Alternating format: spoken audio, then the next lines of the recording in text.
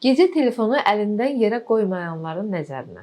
Telefondan bilirsiniz ki, çox istifadə olunması qadağandır. Yəni gün ərzində 35-45 dəqiqə ərzində telefondan istifadə olunmalıdır.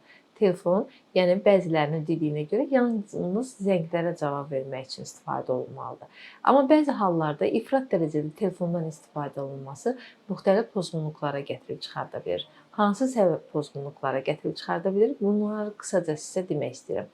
İlk növbədə telefondan uzun müddət istifadə olunur. Yəni telefon alətçiləri radioaktiv şüalarla daima təmasda olduqları üçün yuxu rejimi pozulur.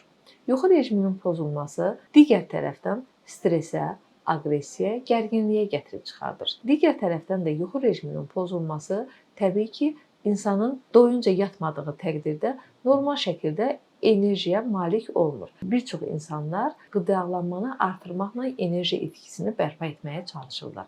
Bunun sayəsində bəzi adamlarda həddindən çox kilo almalar, yəni orqanizmin çəkisinin artması, insulin dirənci və bir müddətdən sonra təbii ki, piylənmə və nəticə olaraq şəkərli diabetlə yekunlaşa bilər.